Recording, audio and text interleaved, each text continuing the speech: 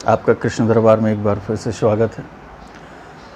चलिए आज फिर एक नए विषय की ओर चलते हैं, लेकिन उसके पहले फिर एक पुराने कई लोगों ने जो हमें कमेंट्स करके बताया, कुछ लोगों ने पूछा है, उस बारे में हम आपको बता दें।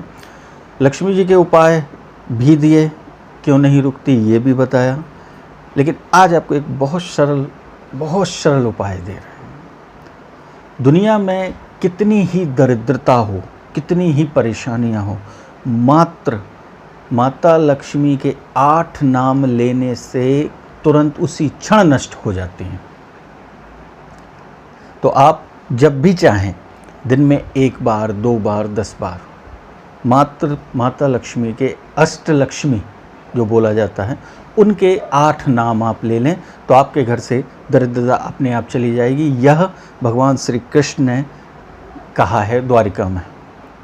एक प्रसंग है, कथा है, वो कभी हम आगे सुनाएंगे। उस कथा के समय भगवान ने इस चीज़ को कहा है, कभी भी किसी भी प्रकार की परेशानी हो या दरिद्रता आ रही हो तो मात्र लक्ष्मी जी के 8 नाम। 8 नाम, पहला आदि लक्ष्मी, दूसरा धन लक्ष्मी, तीसरा धान्य लक्ष्मी, चौथा गज लक्ष्मी, पांचवा संतान लक्ष्मी, छठवा वीर लक्ष्मी या धैर्य लक्ष्मी, 2 नाम कहे जाते हैं, सातवा विजया लक्ष्मी और 8वां विद्या लक्ष्मी। इन 8 नामों लेते ही हमारे पास से दरिद्रता दूर हो जाती। यह शास्त्रों में प्रमाण है और स्वयं भगवान के श्रीमुख से निकला हुआ है। तो इन 8 लक्ष्मियों के नाम लेते हुए आप अपने दिन का शुभारंभ करें, शाम करें, तो आपके घर में ये 8 लक्ष्मी आके विराजित होंगी। इनके बारे में कभी विश्लेषक से अपन चर्चा करेंगे। तो आज का जो मुख्य विषय था यह हमने आपको बताया। अब मुख्य विषय की ओर चलते हुए हम आपको बताते हैं भगवान का सर्वप्रिय क्या है। भगवान को सबसे ज़्यादा प्रिय क्या है।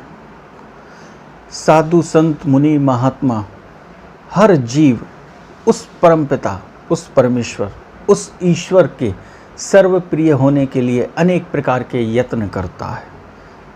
तपस्या करते हैं, ध्यान करते हैं, व्रत करते हैं, पूजा करते हैं, जाप करते हैं, पाठ करते हैं, कई प्रकार के तप करते हैं, ज्ञान रखते हैं, सब होता है। लेकिन भगवान का सर्वप्रिय बनने के लिए क्या करना चाहिए, उसका एक छोटा सा उपाय आपको बताते हैं, जो हमारे यहाँ बताया गया है कि स्वयं राधा जी, समस्त गोपियाँ भी हमेशा परेशान रहें एक चीज़ से कि हमसे ज़्यादा अधिक भाग्यशाली भगवान श्री कृष्ण की बंसी है।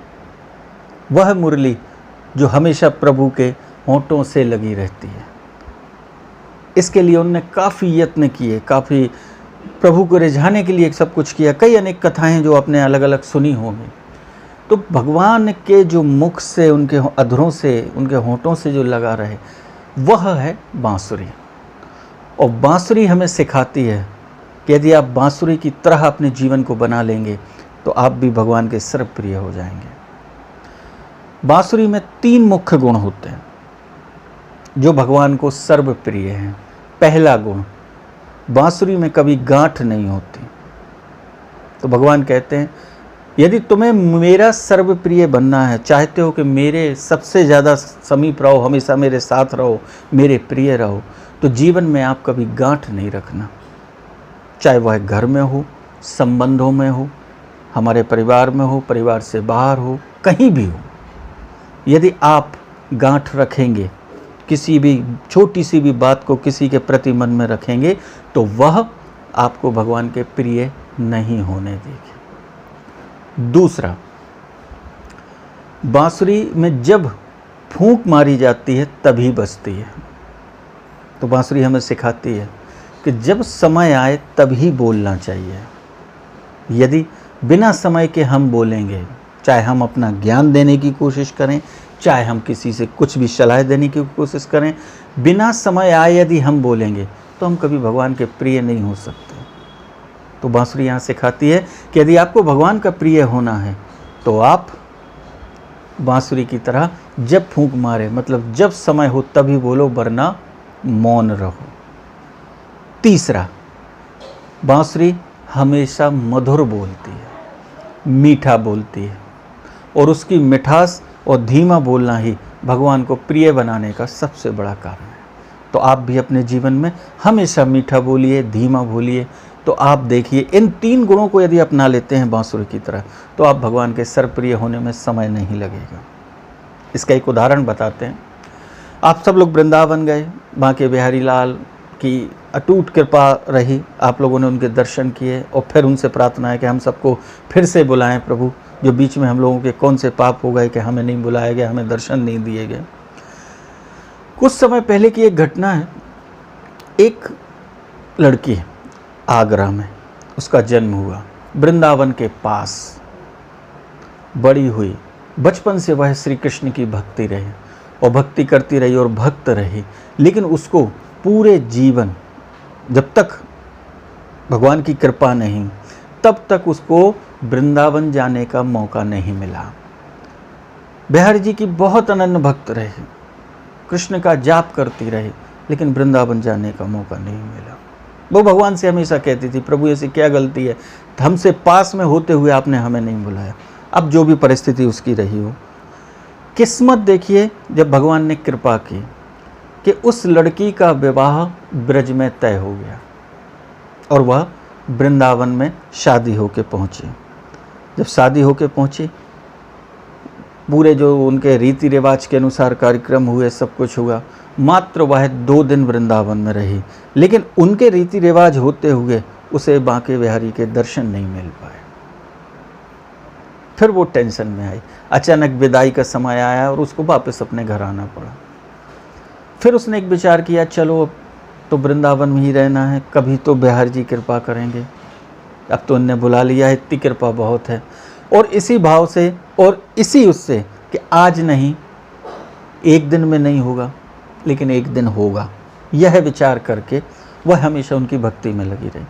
फिर विदा का समय आया, उसका हस्बैंड उसको लेने गया, तो वृंदावन जब वो बस से बिठा के लाया, एक बहुत सत्य घटना है बिहार जी की। जब वहाँ से वो बस से लाया तो शाम का समय हो रहा था, संध्या वेला हो रही थी। उसने बस से उतरते हुए घर जा रहा था, तो उसने एक ब्रीफ केस लिया अपना और उसको एक पेड़ के नीचे बिठाया कि सुन, तू यहाँ बैठ जा, ब्रज की भाषा में बोलते हैं, तू यहाँ बैठ जा।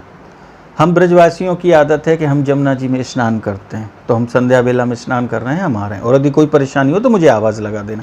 सामने से जमुना मैया बह रही हैं, वो अपने कपड़े उतार के स्नान करने बैठ गया और यह पेड़ के नीचे बैठी रही। अब वृंदावन में आज भी कुछ रीति रिवाज हैं कि इतना लंबा घूंघट रखा जाता है, तो वो इतना लंबा घूंघट रखी रही, क्योंकि उसके हस्बैंड ने कहा था घूंघट नहीं उठाना, नहीं तो कहेंगे कि बड़ी एडवांस बहू ले आए।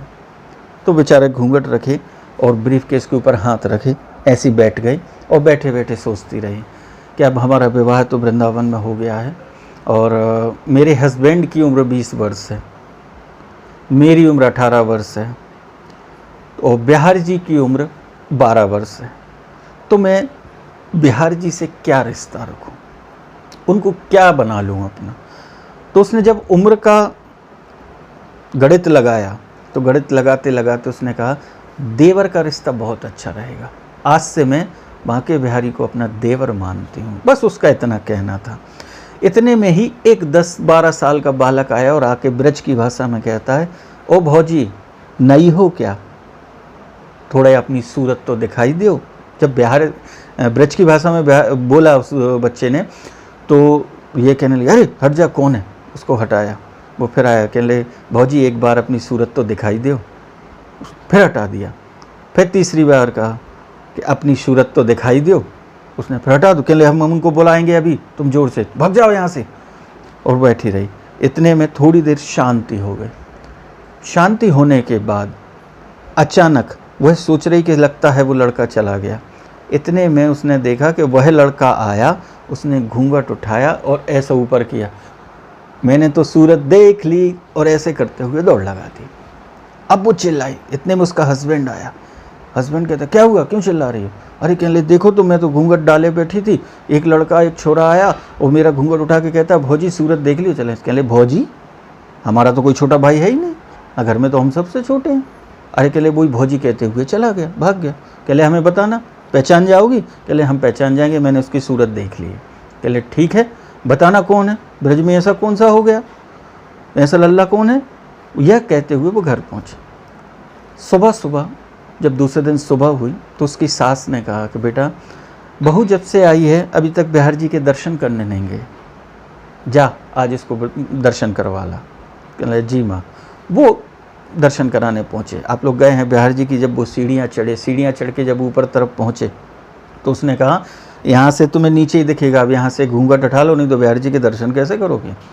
तो ये लोग बिहार जी के अंदर पहुँचे, सीढ़ियाँ उतरे, सामने बिहार जी के यहाँ पहुँचे तो उसने घूंघट उठा के देखा और हाथ जोड़ के खड़ी हो गई। बाजू में उसका हस्बैंड खड़ा हो गया और मुस्कुराते हुए ने दर्शन कर ही रही थी। इतने में उसने देखा कि वह लड़का बिहार जी की मूर्त में उसको दिखाई दे रहा है और वो चिढ़ा रहा है।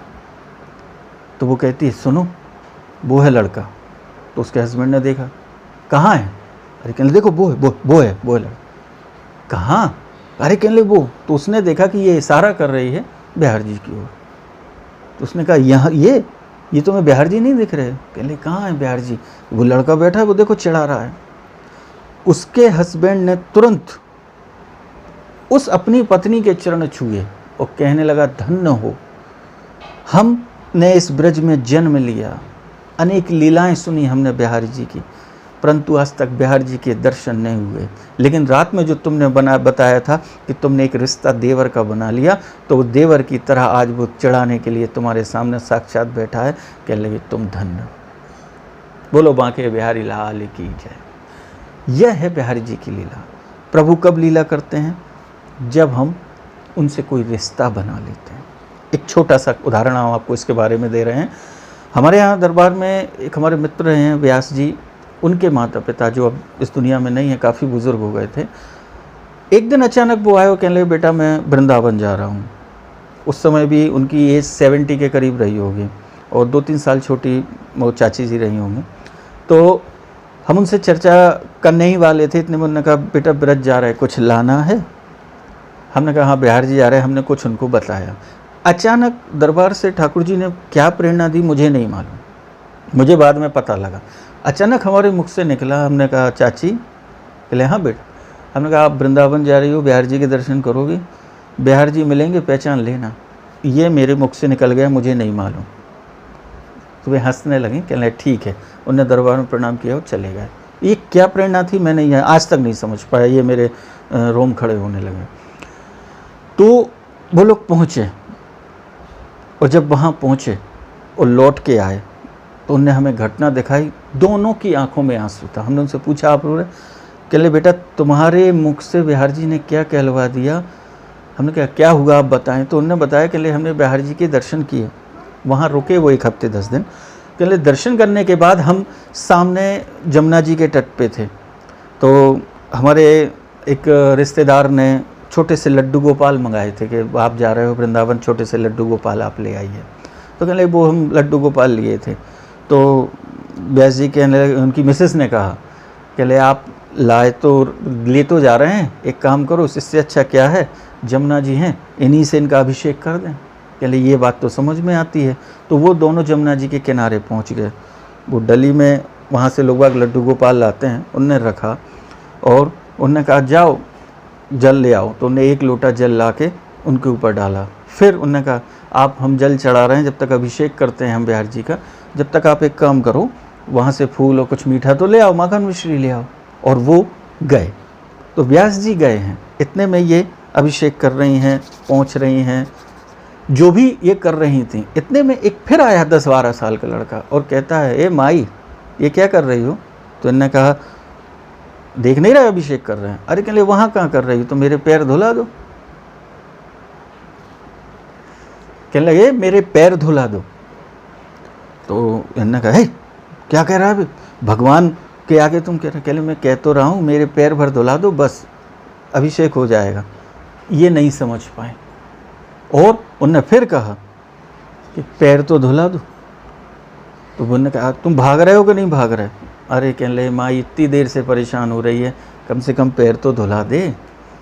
तीसरी बार उसने कहा और इन्होंने कहा तुम भाग नहीं रहा, रुक पत्थर उठाती हूँ। इनने पत्थर उठाया वो मानने के लिए। इतने में व्यास जी जो दादाजी थे वो आ गए उन्होंने कहा क्या हुआ, पत्थर क्यों हाथ में लिए, अभिषेक कर रहे थे। कहने वो एक लड़का परेशान कर रहा है, कह रहा है तुम इनको छोड़ो, हमारे पैर धुला दो। तो हमने भाग नहीं रहा था, तो हमने कहा चलो इसको पत्थर से मार के भगाते हैं। तो व्यास जी बहुत ज़ोर से गुस्सा हुए चल रहा है, कहने लगे तू बावरिया ही रहेगी, ज़िंदगी समझाते रहे तेरे को समझ में नहीं आई। कह ले दुनिया में ऐसा कौन है जो भगवान की अभिषेक होते हुए कहे कि इनको छोड़ के मेरे चरणों का अभिषेक कर ले। बिहार जी कह ले बहुत उनको याद आ गया, कह ले कहा गया था, पहले से संकेत मिल गया था कि बिहार जी आएंगे, और बिहार जी आए और हमें दर्शन नहीं हो पाए, तेरे को दर्शन हुए, तू कहने लगी मूढ़ी बुद्धि रहेगी। उन्होंने बहुत गुस्सा किया। फिर भी आके यहाँ दरबार में बहुत रोई। उन्होंने बताया कि हम वो बालक की सूरत नहीं देख पाए क्योंकि हमारा ध्यान अभिषेक पे था, और कह ले आज भी हम कोशिश करते हैं कि वह बालक की छवि मुझे दिख जाए जो बार बार कह रहा था, बस मुझे चरण दिखते थे और मैं भगाती थी क्योंकि मेरा ध्यान था अभिषेक करने में। यह लीलाएं होती हैं हमारे बांके बिहारी लाल की, और आप लोग के साथ तो कितनी हुई हैं आप लोग खुद जानते हैं। आज हमने कहा थोड़ा सा समय निकाल के ये 2 लीलाएं आपको बता दें। तो इन 2 लीलाओं के साथ अब हम चाहते हैं कि अब हम आपका समय आगे ख़राब नहीं करेंगे, तो इन लीलाओं को आप अपने दोस्तों, मित्रों, रिश्तेदारों सब तक पहुंचाइए, जिससे एक यज्ञ और पुण्य का काम आप कर सको कि सबको बिहार जी तक पहुंचा सको। क्योंकि हम सब वह पत्थर हैं जो राम सेतु में लगे थे, जिसके ऊपर ठाकुर जी चरण रख के चले थे। तो यदि एक पत्थर, इस शरीर रूपी पत्थर यदि लग जाए, उनके वहाँ तक कोई एक हमारे द्वारा पहुँच जाए, तो समझ जाना कि रामेश्वरम का जो राम सेतु है उसमें हमारा जीवन धन्य हो गया। इतनी बात कहते हुए अब हम अपनी बात को विराम देंगे, और आप सब स्वस्थ रहें, भगवान की असीम कृपा आप लोगों के ऊपर रहे, और भगवान को जो नाम जाप इसका गुणगान करता है, माता लक्ष्मी पर उस पर जान छिड़कती हैं। ये श्रीमद् भागवत में भगवान श्री कृष्ण के शब्द हैं। तो इसलिए प्रभु का आनंद में भजन कीजिए, उनका गुणगान कीजिए, जाप करिए, एक दूसरे से कथा शेयर करिए। उसके बाद आप देखिए माता लक्ष्मी की असीम कृपा आपके ऊपर होगी। इतना कहते हुए मैं विराम करता हूँ। जय श्री कृष्ण।